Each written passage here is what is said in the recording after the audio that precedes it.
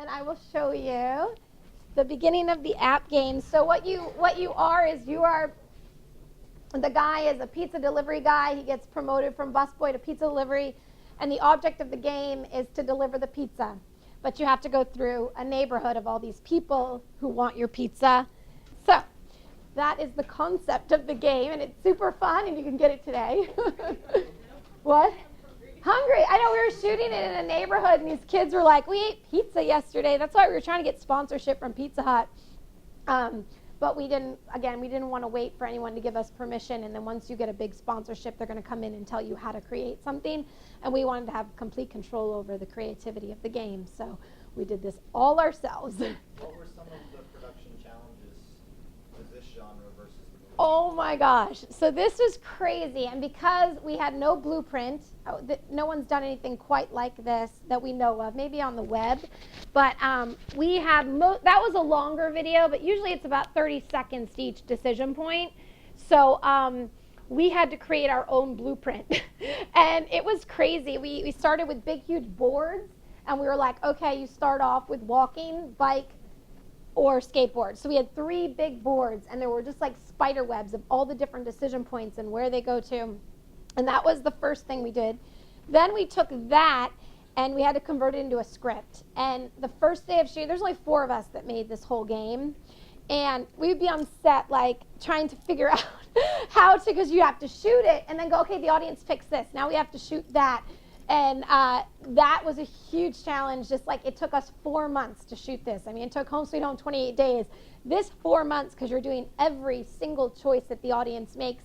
And we wanted to have a lot of choices. So there's, like I said, 300 different videos with over 150 decision points. And that was, we actually shot on the streets of LA, and no one made us leave. In fact, the cops were like, give us some pizza.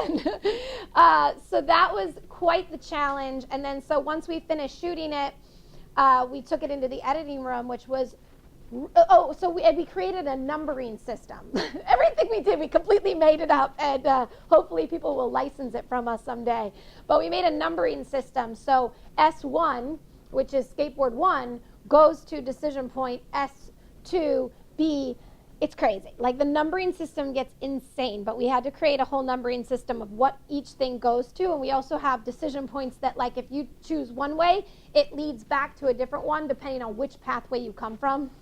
We really made it wicked hard for ourselves, and so then we had a whole numbering system, and we used that to write the script and shoot it, and then from there we took it into the editing room, which was so difficult because we're not making a linear thing. We're not making a movie that goes from point A to point B. We had to create a non-linear edit with all these numbering systems, and then we did that somehow, and then we got a programmer, and we handed him boards and paperwork and videos and said, put this together. And he was incredible, and he did an amazing job, but it was all really kind of, we just made it up. We didn't have any blueprint, and we made up the blueprint, and hopefully people will love the game, and it'll become like a new technology sort of thing where it's a movie and a game. What was your question? Oh, when you deliver the pizza. So there are multiple ways to deliver the pizza and get there, and what's really cool, and I don't know if you can see it on the screen, so yeah, there's a little pizza slice, and that advances you in the game. There's also a countdown of how, because like if you're playing the game, you have no idea how long it can go for, so there's a little thing on the left hand corner that tells you you've completed 10% of the game, and then every time you play it, the percentage goes up until you get to 100, so that you'll know there's still, there's the little, well, it's cut off, but there's a little pizza slice that you earn. And then I guess maybe it's not on this one, or when you go back, it'll tell you in the beginning of the game how much you've played, so that if you don't know, you think, oh, I won the game. No, there's like 700 different ways to win the game, so you want to keep playing. Let me just show you a really cool thing that we actually created that, according to our... So here's a decision point where you're going to have you can tie your shoe or not tie your shoe. Anybody? So Uh-oh. Pizza butter! Hey, my pizza!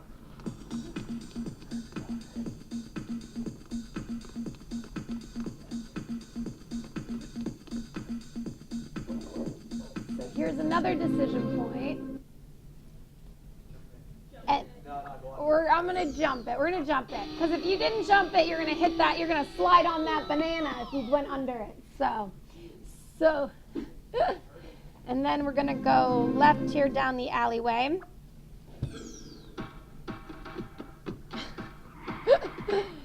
It's quite outrageous, as you see. We really went crazy with this, especially because we had no money and we knew we had to shoot it silly and funny, that we didn't want to take ourselves seriously. So this is actually something that didn't exist. According to our programmer, we had originally had a programmer who, in a way, it was good that he told us all these things that weren't true. But because we kept doing it, we kept thinking, oh, you can do this. Well, we're like, you can take a picture and then overlay it with these decision points. And we actually found out that there wasn't like a technology that supported taking a photograph where you can actually push that thing and then it will lead you into the next video. So our programmer actually created the program to do that. So that's kind of cool that right now we're like the first people to be able to like take a freeze frame and then have different points on it where you can go into that. So that's exciting. So anyway, so that's the game, and like I said, you want to go in the box? Yes. Go in the dumpster. Somebody wanted the dumpster.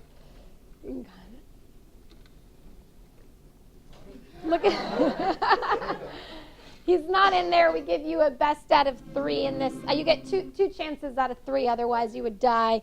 And he is Dumpster. Dumpster. All right, dumpster. He was hiding in the trash. And then there's our failed delivery sign. And we made deaths for all the pizzas. And originally we were thinking we would make it like an in-app purchase where if you wanted to see how the pizza dies, we came up with 86 different ways to kill a pizza. But we decided not to do the in-app purchase. And when you buy the game, you get the entire game. But it's called Pizza Apocalypse. So if you want to watch the death of the pizza, you just hit this and you can see what happened to your pizza. And then we have lots of different things like that. We have one where you fall down and the pizza goes into a tree and it's all hanging out of the tree. And there's a zombie house that you have to get through. We call it the zombie circuit. There's clues in every room that you have to pick up little things that'll get you out of the zombie house.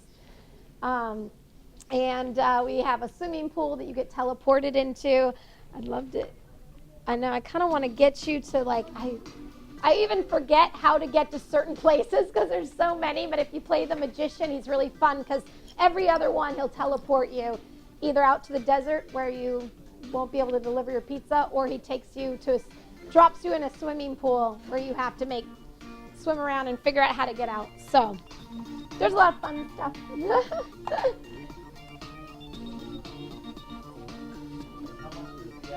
It's $4.99 with no in-app purchases, and we beta tested the game one day, and we started at 8:30 in the morning, and by 5:30 we hadn't even scratched the surface of the game. So we figure it's a lot of gameplay and a lot of different decision points, and I'm really glad. Oh, there it is, completion. So we've done 5% of the game. So you will know as you play, okay, I still get 50% more to play. So that was good. We added that in later on because we realized we were showing people and they were like, oh, that's cool. And I'm like, oh no, you only did 3 decision points. There's 150, keep going. And these are all the main characters. And in fact, the magician is played by Andy. He plays both characters and we split the screen. And then the bum turns into a superhero and he can fly you closer to your destination if you do the right thing for the bum. So does anyone have questions about the app? On how we made it and stuff. I guess I went through how we made it. It was just, yeah. How long did it take you to make this game? 2 years. At least 2 years. Yeah, 2 years. Well, we started in January of last year writing it, and then we shot it over the summer. We also had to go out to Palm Springs to shoot all the zombie house and the desert sequences. So and like I said, there's this group of people is who came up with the concept, wrote it, shot it. Took a long time because we really didn't have any crew members. If we had the next one, we're going to have crew members, and we're not going to do it so guerrilla style. And then we lost our programmer, our original programmer who kept telling us we could do everything. A year into the process, we had wrote it, shot it, and completely edited it, which took months to edit it because it's crazy. It was like we were in the editing room pulling our hair out because we were making something up that didn't exist, and we were like, how do we do this? And then last October, our programmer said to us, I don't know how to make a game. I don't know how to do it. And we were like devastated. And then also a lot of people that we were talking to in Hollywood were like, this is impossible. Phones can't, it's going to crash the phone. It's like trying to do YouTube. It's going to take a really long time for the phone to reload every video. So we were kind of discouraged, and we were like, well, that was a year of our life, and that stinks. And then I had a friend who connected me to the head of gaming for CBS, and I called him and I contacted him, and I was like, we don't have any money, but we have a really cool concept. Would you want to come on board and help us make this a reality? And he did, and he was able to create a lot of this. And it goes, so as you see, it goes really fast. Like it's not like you have to wait for the next video to load. So we got really blessed that we got him. So then it took him a year to program the game, but it's mostly because we all had to have side jobs while we were doing it. If we could just do this full time, things would not take so long, but we have to all work other jobs and pay for everything as we go. And our programmer was working at CBS full time, and at night he would be up to like 6 a.m. working on the game. So making a lot of... What do you and your crew do for side jobs? We do, well, I've waitressed in LA a lot because when I was shooting this, I would get up at 6 a.m, we'd shoot all day, and when the sun was going down, I'd go put on my waitressing outfit and I'd work till 2 a.m. So I've done a lot of that. Right now I'm working on the HBO miniseries as a stand-in, which a stand-in is somebody, the most ridiculous job ever. But when the actor, they have to light the actor for the scene, the actor doesn't want to sit there for hours, so they bring in somebody that looks a lot like the actress or actor, and they stand there and they do all the movements, and then they light to the stand-in, then that person walks away and the actor comes in and does it.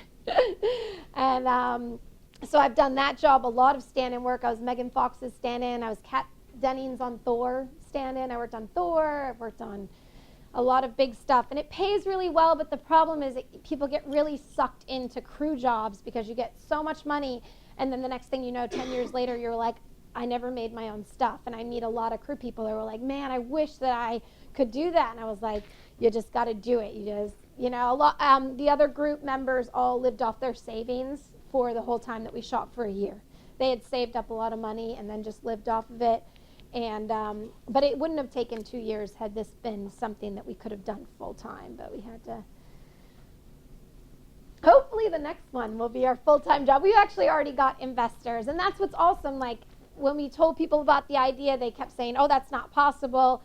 And we didn't go to Pizza Hut because we wanted to keep control, but now people are all coming out of the woodwork being like, oh my gosh, I'll invest in that, I'll invest in that. Well, of course, because we proved that we could do it. But they didn't want to invest when they didn't know if it could be a reality. So how will you get paid back for the money you fronted to put this app on? Well, honestly, the app cost $2,200. It costs nothing. We all did it on our own time. The actors all came out for free. I don't know if you know the SAG actors agreement. Well, if you do something called new media, you can Taft-Hartley people into the union. So we offered actors, like, if you come out, we'll get you in the union. And they all did it for free. Most of the side characters only shot for a couple days. It was just us. So, the game's $4.99. You put it on the Apple Store, and Apple only takes 30% of the profit, and you get to keep 70% of the profit, which is an incredible, if you were to sell a game to Target, they take 90% of the profit, and you get 10.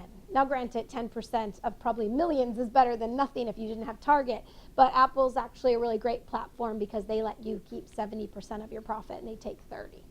so hopefully people will buy the game and we will make enough money to make the next game, because we'd like to keep control of it. Once you get investors involved, they're the money people. They're going to tell you what to do. And same with Home Sweet Home. We didn't want someone coming in telling us how to do things, and then we would have lost so much of our creativity having to placate to somebody who was like, well, I have the money, so you have to do what I say.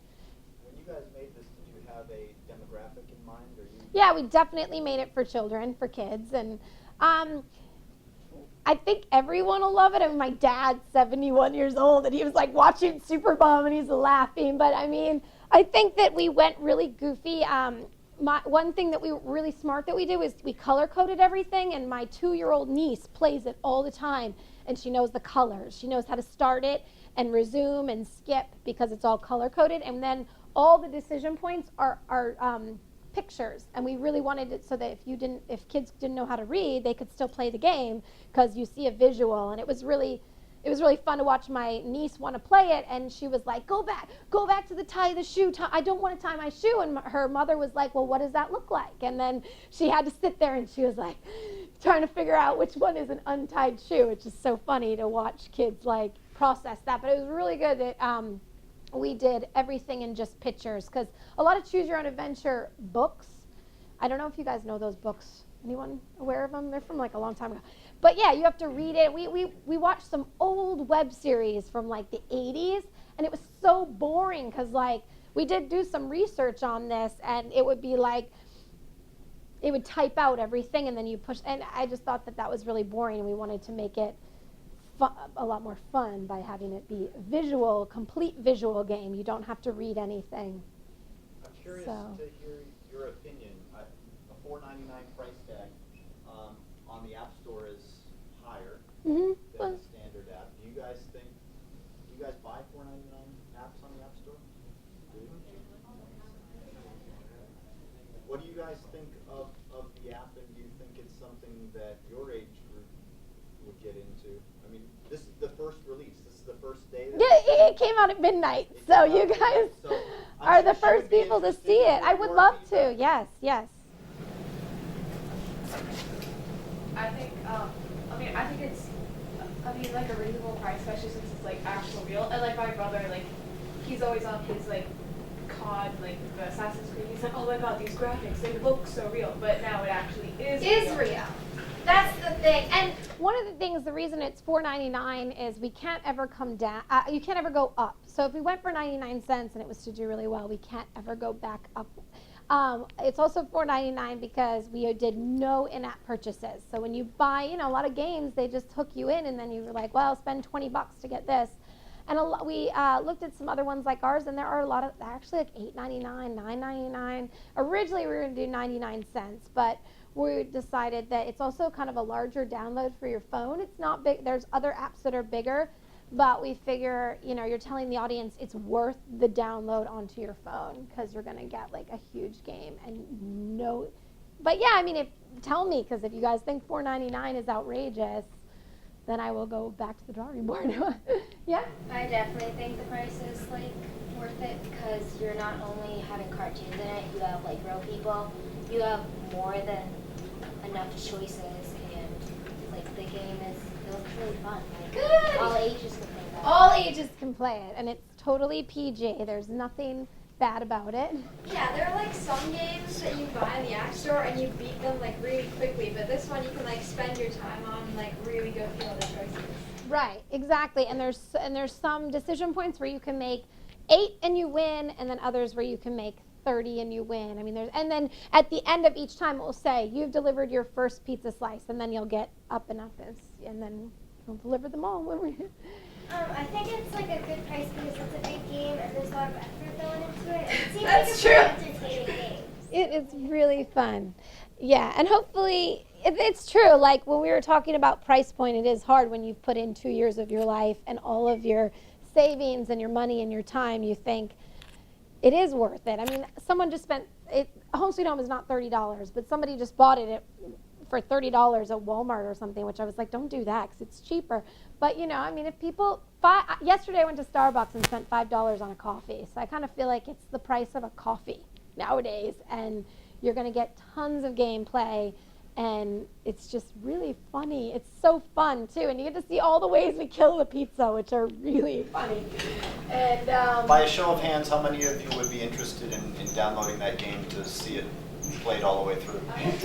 Yay! That's awesome. Yeah, we heard that Fox is coming out with a Choose Your Own Adventure series too, so hopefully we're kind of on the cusp of doing this before everybody else. And like I said, I mean, hopefully we'll get to a lot of different platforms because no one's done this. And it's just like everyone we talk to is like, everyone thinks it's going to be cartoons, and it's a movie. It's a movie and a game together. I mean, that's like, it's creating a new technology platform, which is really exciting. For practical purposes, when searching this on iTunes, the name of the game is Your Pizza Adventure? Yes. All right. So you plug it in, it comes up right now. This morning when I woke up, it was searchable. Yesterday it wasn't. So yeah, and tell your friends. And I hope this is just the beginning. We want to make so many more app games. We want to do like romantic comedies where, you know, you go on a date with someone, and depending on what you say to them, as how the date goes. And we're thinking about making a real horror one where it's like, yeah, do you go out the back door? And that was cool. We casted a guy to play the zombie, and he made such a good point. And he was like, I'm reading the script, and I love it because when you watch a movie, you can't stand it when they do something dumb. Well, this one, you can't blame anyone but yourself because you can go out the front door, you can go out the back door, you can go up the stairs, or you can go out the window. So it's actually really fun. Do you have like any plans for like your next app, like any like concrete plans? We have an idea called Clue Zombie, and you know, like in the game Clue, you can't, or the movie, when they did the movie, you can't leave the house because there's a storm. So we were kind of thinking about making it that you can't leave the house because the world's gone to zombies and there's people trapped in the house. And it's kind of like a mystery, and you're trying to figure out who's the killer. That's a very, we think, because we want to brand it, because some of our team members want to do something completely different. But I do want to brand it for marketing purposes, like Angry Birds. There's t-shirts, there's dolls, there's stickers.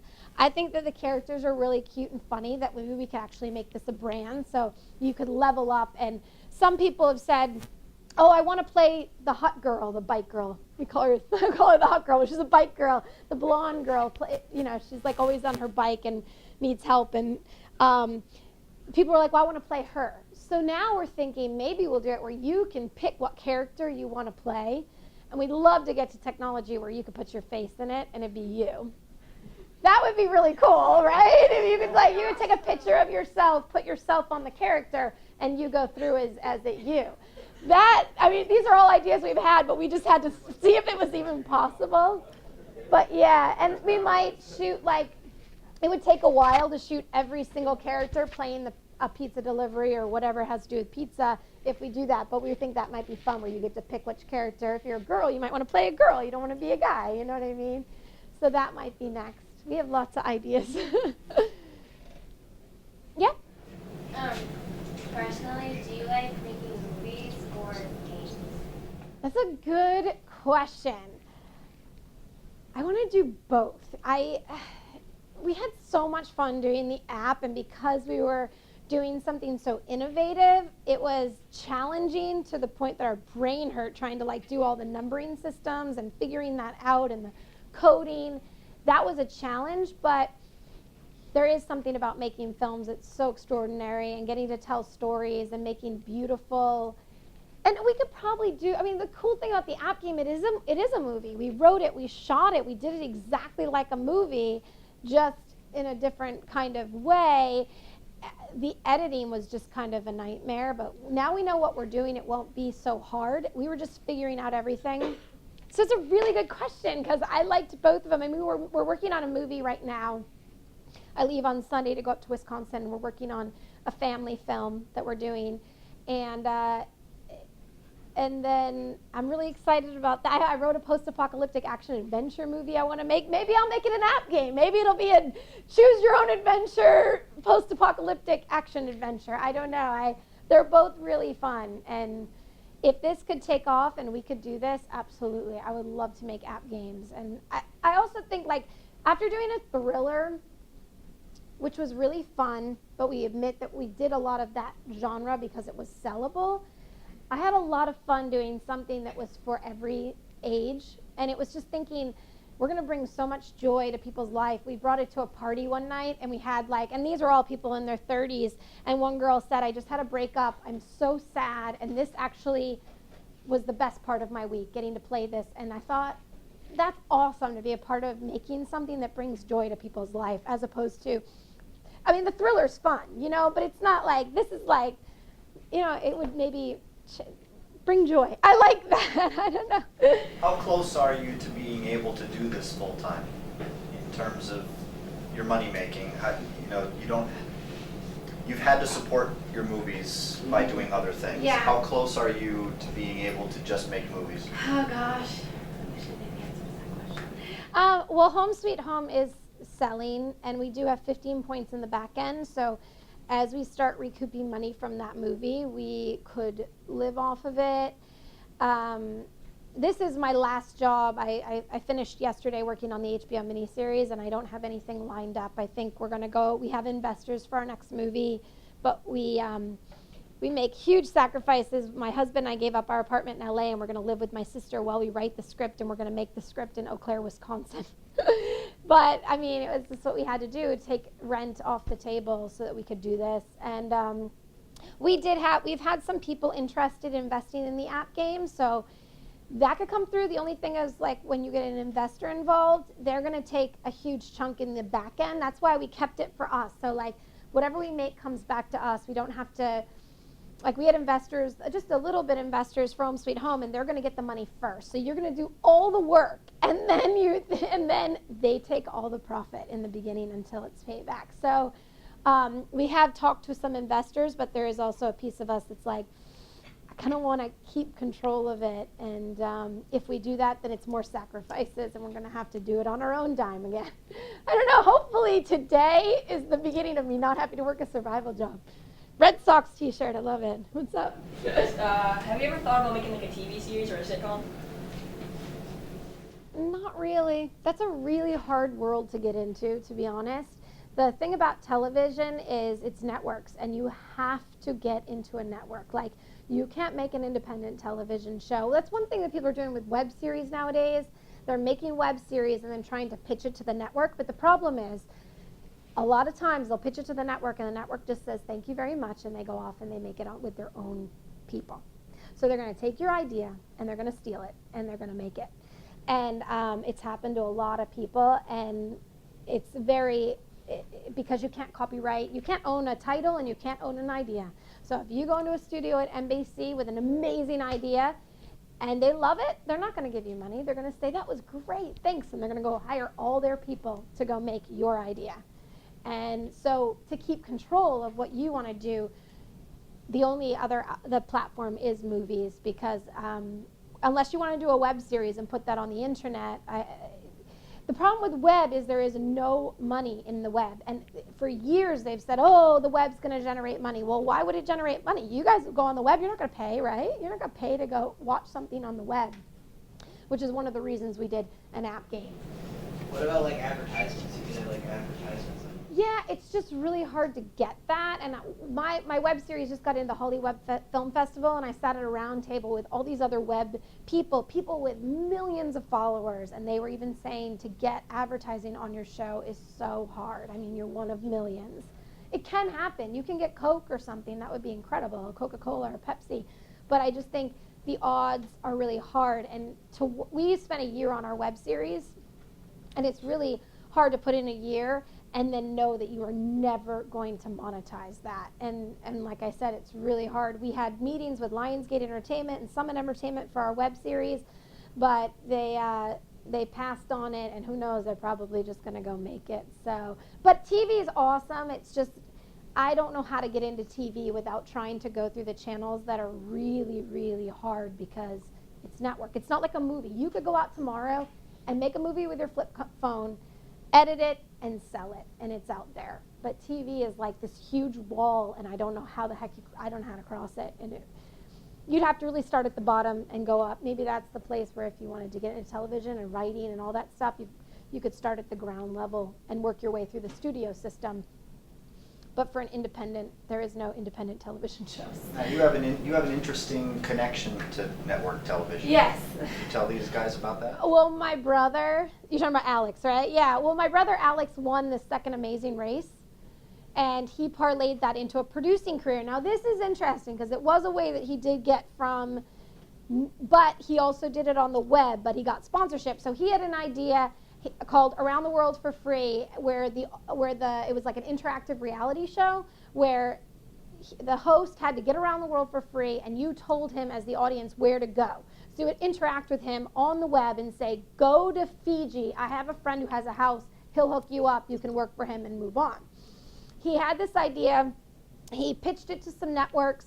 Nobody took it because it had never been done before. He was doing like what we did. It was like no one hadn't done like an interactive reality show in this kind of vessel, in this way.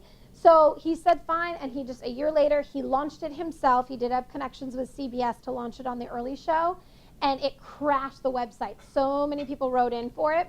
So he did very, very well.